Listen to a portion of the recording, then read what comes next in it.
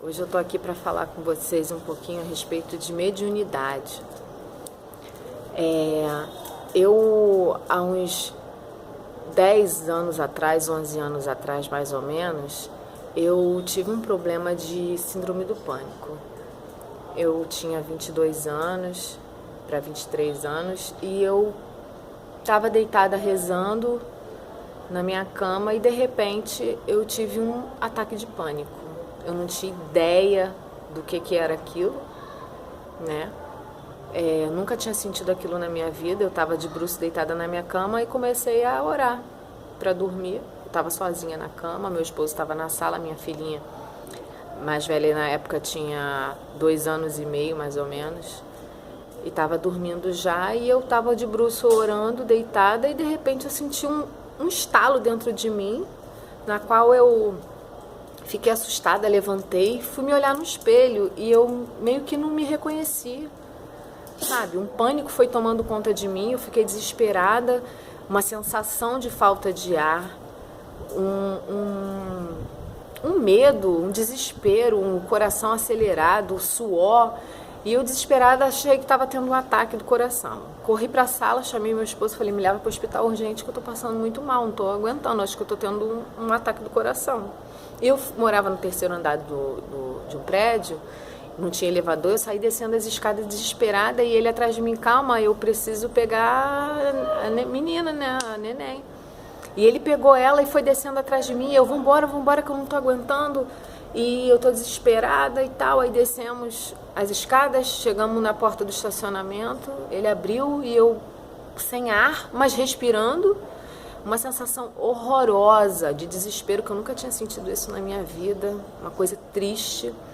E eu fui parar no pronto-socorro. Chegando lá, o médico verificou minha pressão estava normal, olhou para mim, né, e falou, você não tem nada. Eu falei assim, como não tem nada? Eu tô desesperada. Aí me deu, acho que era diazepam na época, na veia, e falou que eu não tinha nada, que era para eu me acalmar e que me encaminhou para um neuro, né? Cardiologista primeiro, né? Porque aparentemente eu não tinha nada, mas ele falou que eu tinha que checar com cardio, com neuro. E fui para casa com aquela sensação assim de alívio. Mas a cabeça da gente fica estranha, né? Eu ficava pensando assim, nossa, que coisa estranha, uma sensação de que eu não estava normal, não estava no meu estado normal, sabe? Fui para casa e tal, e eu comecei a ter esses ataques frequentemente. Eu tinha esses ataques e ficava desesperada e saía correndo e achava que estava tendo um infarto, uma sensação de desmaio, e eu não tinha noção de nada. Eu não era religiosa, eu cheguei a fazer primeira comunhão e tudo, mas meus pais nunca foram religiosos, eu fiz porque eu quis, mas aquilo não tinha a ver com o que eu acreditava dentro de mim, pessoalmente, né, intimamente. Aquilo não tinha nada a ver, a religião não tinha nada a ver. Então eu não tinha, assim, noção de nada espiritual. Então essas crises começaram a ser frequentes. Eu procurei o cardiologista, fiz cardiograma, não deu nada. Procurei o neuro, fiz o eletro, o da cabeça, o exame, não deu nada. Ele falou assim pra mim, olha, como que é a sua vida? Eu falei assim, minha vida é normal, eu só cuidava da minha casa, cuidava do meu marido, a gente brigava muito sim, porque a gente era muito jovem, a gente casou muito cedo, então a gente estava ainda em fase de adaptação, então tinha muito desentendimento. Ele era uma pessoa, né, ainda, mas hoje está bem melhor, uma pessoa muito nervosa, e eu era uma pessoa muito vulnerável a ele, sabe, assim, o estresse dele me contaminava assim muito facilmente. Então ele falou assim, você tem que procurar se acalmar mais porque isso daí ele não disse, porque na época ainda não era assim, a síndrome do pânico, ela ainda não era assim bem, estava no comecinho o diagnóstico de síndrome do pânico. Então ele deu a entender, porque você está muito nervosa e tal. Eu, por mim, que descobri que era síndrome do pânico, porque porque foi começando a vir a internet, então fui começando a ter acesso à internet, a ler sobre isso, sobre síndrome do pânico, até que depois que eu tinha passado em todos os médicos, me veio aquela coisa assim, pô, isso daí pode ser espiritual. E procurei até uma moça que era amiga dos parentes do meu esposo, que ela é uma benzedeira, né? Então ela falaram que poderia ser espinhela caída e tal, um negócio que mede aqui no braço, que eu também não entendo nada disso. E ela veio, mediu, disse que a minha espinhela estava caída e fez a tal da garrafada, que bota vinho, bota noz moscada, bota uns produtos desse aí naturais, bate no liquidificador, benze, e você tem que tomar aquela garrafada até acabar, 2 vezes ao dia antes das refeições.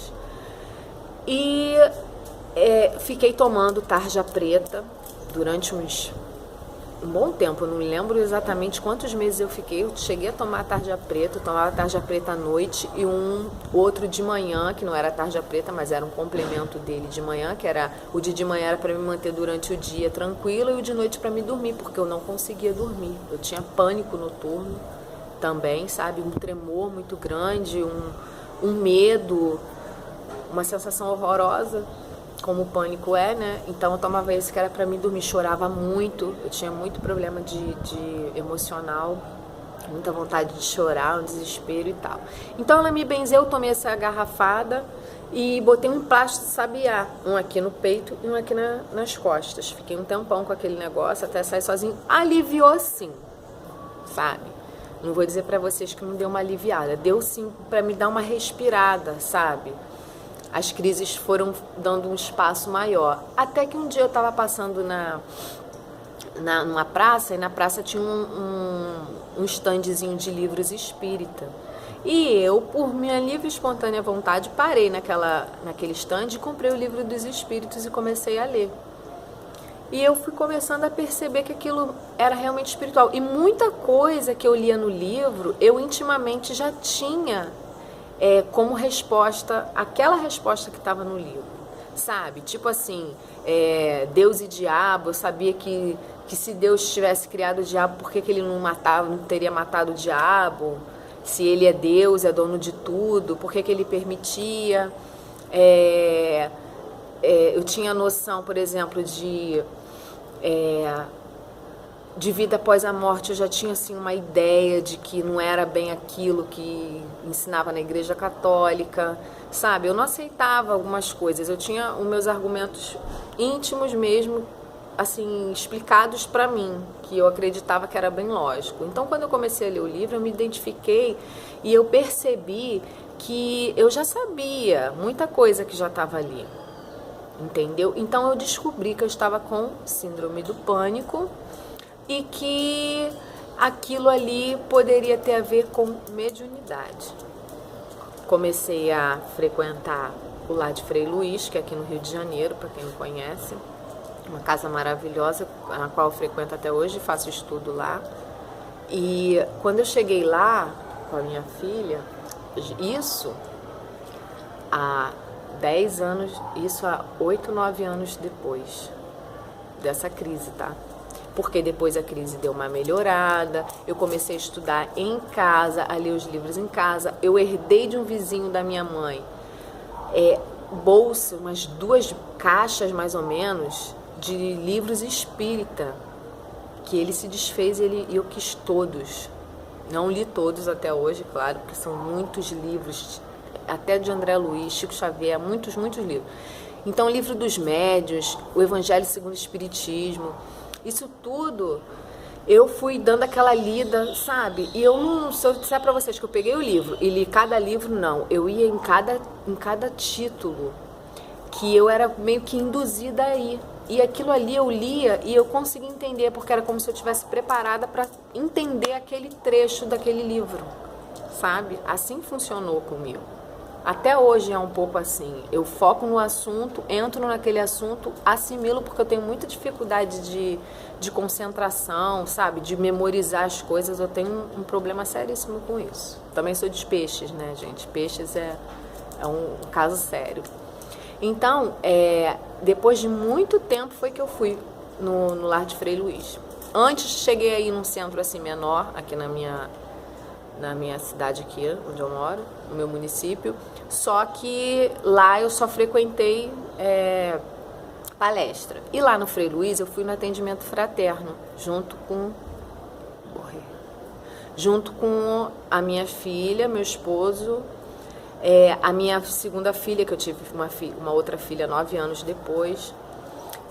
Quando eu já percebia que eu tinha mediunidade, eu comecei a me controlar mais, porque eu chegava em alguns lugares, eu me sentia muito mal. E eu já sabia, vou ter crise. Sabe, eu chegava igual uma loja que tem aqui. Tem uma loja aqui de utensílio doméstico, que eu entrava nessa loja e eu começava a passar mal. Era como se fosse um aviso assim, você vai ter pânico agora, você vai ter uma crise de pânico. Então, eu fazia tudo correndo ali, e para sair dali eu comecei a ter um controle maior. Eu tinha crise, mas eu já sabia que eu não ia morrer, porque eu já fiz vários testes, né? Quando vinha a sensação de que eu ia morrer, eu sentava e falava, se eu morrer, eu vou morrer aqui quieta, mas eu não vou me levantar.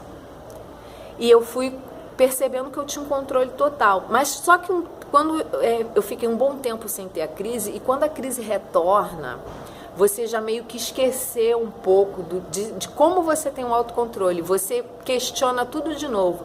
Será que realmente é crise do pânico ou não é o ataque do coração? Ainda tem essa também.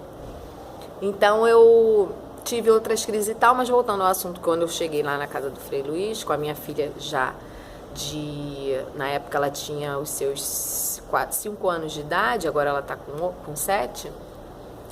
Eu fui pra fila, a fila estava muito grande, eu cheguei tarde, porque era a primeira vez que eu tinha ido. Uma moça apareceu na porta e falou assim, quem é o responsável dessa menininha? Eu falei, sou eu. Ela me chamou para entrar junto com ela no atendimento, ou seja, nós passamos à frente de todo mundo e chegamos lá, ficamos sentadinhos esperando uma música assim muito agradável numa antessala, na qual eu comecei a me emocionar e comecei a chorar. Chorei, fiquei chorando. Mas era uma sensação muito maravilhosa, como se eu tivesse mesmo, eu chego a ficar emocionada, como se eu tivesse sido amparada logo ali, sabe? Como se é uma lembrança que você não lembra, você lembra do que você sente, mas você não lembra do que é. Então é muito interessante isso. Então eu fiquei ali com a minha filha esperando, até que um atendente me chamou, e ele era um médium, coincidentemente, porque nem todo mundo que faz o atendimento fraterno, ele é médium, né? Mas nesse caso ele me abraçou forte e falou assim pra mim, por que tanto sofrimento? Por que você... E eu chorando perto dele, junto com a minha filha, e ele falou, por que tanto sofrimento? Por que você chora tanto? Aí eu falei, eu não sei, porque eu sou uma pessoa muito perdida, sabe? Assim, eu nunca consigo começar nada e terminar nada. Eu sempre paro no meio do caminho, eu sempre desisto. A única coisa que eu não desisti, que eu quis muito, foi a minha família, que foi meu marido e minhas filhas, mas eu quase desisti, porque eu quase me separei antes de ter minha segunda filha. Eu me separei, na verdade, fiquei um tempo separada dele, depois eu retomei meu casamento, depois de 4 meses. Foi a única coisa que eu acho que eu firmei na minha vida. Eu parei estudo, eu fazia curso, terminava, mas eu não seguia adiante, sabe? Tudo meu interminado. Então eu chorava e eu falava a ele, por que você chora tanto? Eu falei, eu não sei, eu não sei de nada. Mais ou menos assim que eu falei pra ele.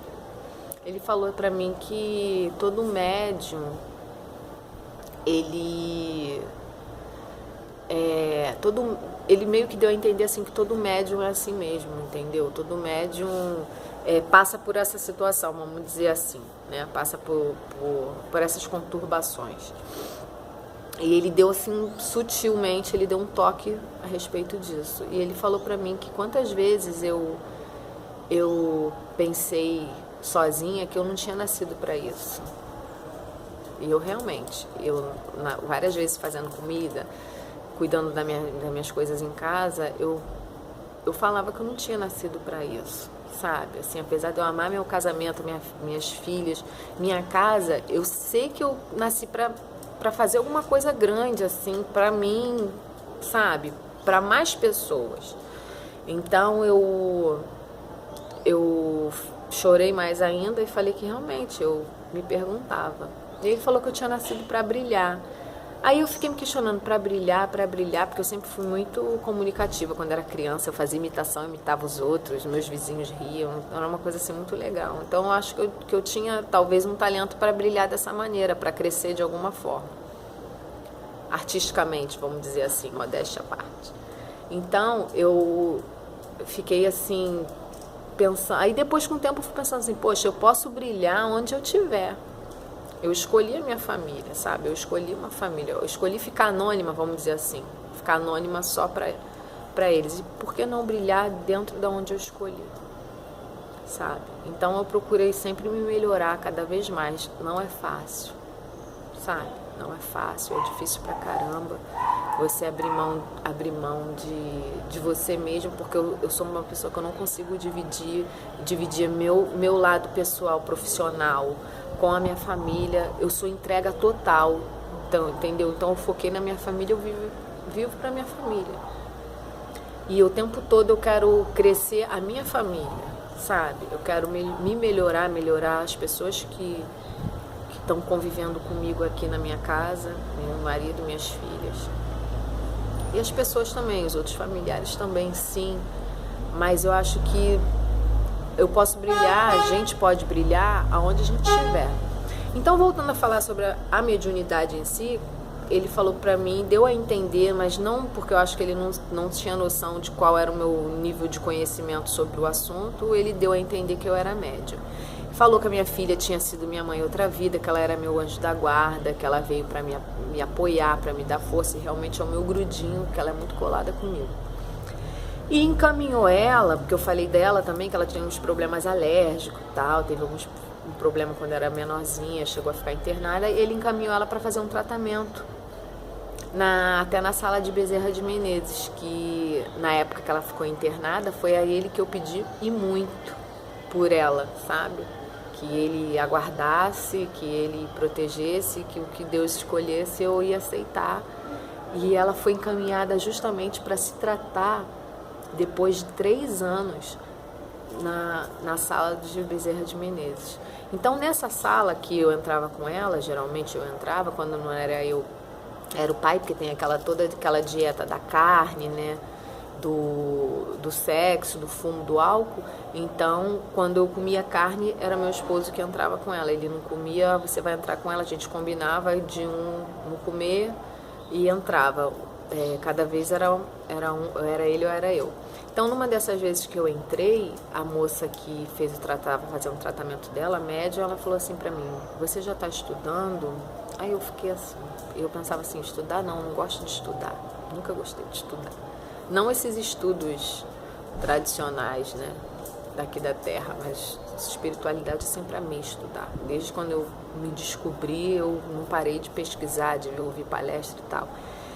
E aí eu falei assim, estudar como assim? Ela falou assim, porque você é médium. Aí eu falei pra ela assim, médium?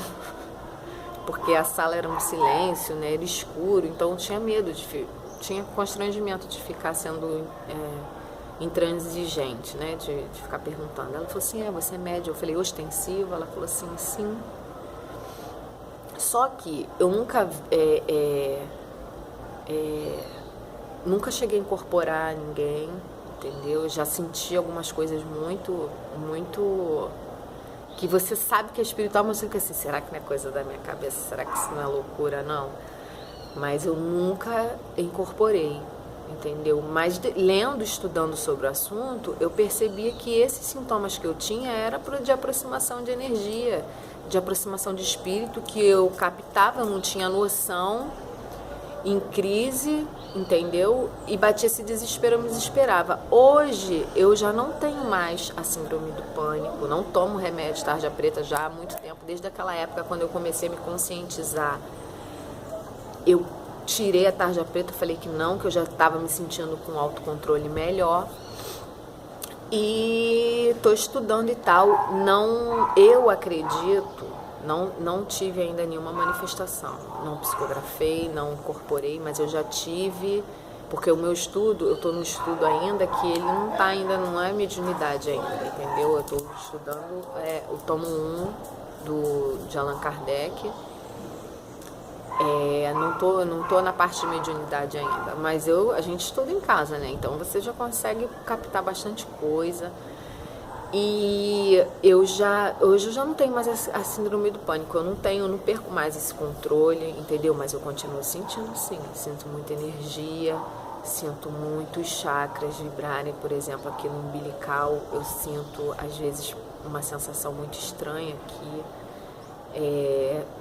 dor aqui no pescoço, peso eu sinto bastante, já tive pensamentos assim, coisas psíquicas, sabe, assim, de achar que eu tava com uma doença e ficar com aquela dor, me sentindo como se eu estivesse doente mesmo. Então eu já percebia que aquilo ali era alguém perto, né, que devia estar passando, eu deveria ter passado esse problema e estava passando para mim.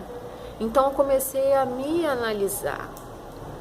E ao mesmo tempo eu fiquei pensando assim, poxa, mas quando que eu vou começar a trabalhar? Então eu acho que o Espiritismo ele ensina muito que você deve começar a trabalhar você, entendeu? O teu autoconhecimento, as suas energias, né? Você se conhecer, você estudar bastante. Então eu não estou preocupada em praticar, em botar em prática o fenômeno. Eu estou preocupada, eu estou me reformulando, sabe? Cada dia um pouquinho, tentando adequar o meu comportamento, que é difícil pra caramba, porque eu sou uma pessoa que eu sou muito verdadeira, eu não tenho nem um pouco de educação no meu sentido de verdade, eu exponho mesmo, eu boto pra fora, se eu tô revoltada eu escrevo que eu tô revoltada, eu não me reservo, sabe? Mas eu sinto um alívio muito grande assim, em ser assim. Mas ao mesmo tempo eu não quero perder minha identidade. Mas eu tô me reformando, assim, né? Aos pouquinhos eu tô me educando, sabe? Tô me autoconhecendo para poder eu conseguir trabalhar de alguma forma. Falo muito, converso muito com as pessoas, sabe? Eu gosto muito de dar conselho, de orientar. Não que eu me ache inteligente ou expert em algum assunto, mas eu já coloquei muita coisa em prática na minha vida que deu certo e eu sinto uma necessidade muito grande de compartilhar isso com as pessoas. Então, com a minha mãe, que tem problema de depressão, eu converso muito, sabe? A minha cachorrinha aqui, ó. Yaruru, Yaruru. Eu converso muito com as pessoas, todo mundo que me der ouvido, eu falo pra caramba, mas ouço também. Entendeu? Então eu ainda não estou nessa parte de pôr em prática a mediunidade como a psicografia, psicofonia, que eu acredito que eu tenho a psicofonia porque eu sentia muito meu chakra laríngeo, muita pressão na garganta, sempre senti muito. Então a gente começa a se conhecer, a se perceber, sabe? Eu não quero deixar esse vídeo muito longo não, já estou 23 minutos falando, depois eu vou vir conversar com você mais um pouquinho sobre isso, sobre as sensações, né, que a gente tem mais detalhada, psíquica da mediunidade,